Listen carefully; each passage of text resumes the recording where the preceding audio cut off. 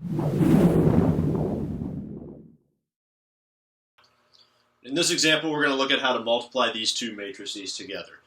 This first matrix right here has dimensions 2 by 3, so that you have 2 rows and 3 columns. This second matrix has 1, 2, 3 rows and only 1 column, so it's a 3 by 1. Again, these middle numbers right here match up, so I can multiply these matrices, and our product that we're going to create is actually going to be a 2 by 1 matrix, meaning it's going to have 2 rows and only 1 column. Like that. So it's going to look kind of similar to this, but only have 2 numbers in it instead of 3. So let's go ahead and see how we can use this algorithm, this process, to go through and do that, just like before. So first thing I'm going to do to find this first entry, I'm going to take the first row of this matrix and the first column of this matrix. Let me cover those up so that you can see what numbers I'm using.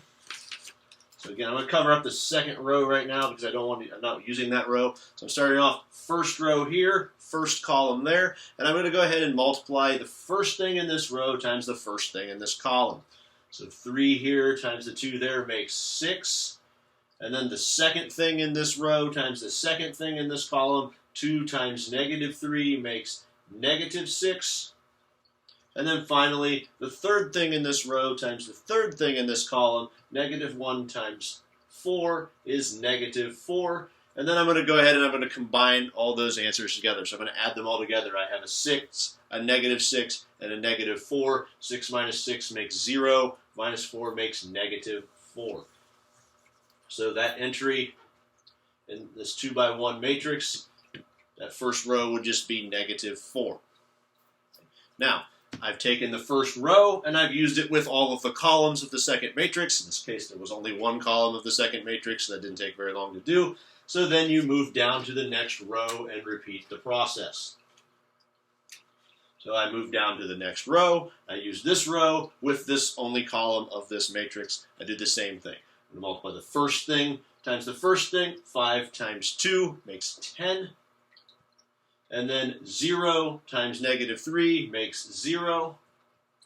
And then 4 times 4 makes 16. And then go ahead and add all of those products together. 10 and 0 is still 10, plus 16 makes 26. So that entry in that row and that column would just be 26. So due to the dimensions of these matrices, we didn't have a lot to do. There were only 2 entries over here in this matrix, since it only had dimensions 2 by 1. The problem could have been a lot more complex had you had different dimensions that would require you to do that a whole bunch of times.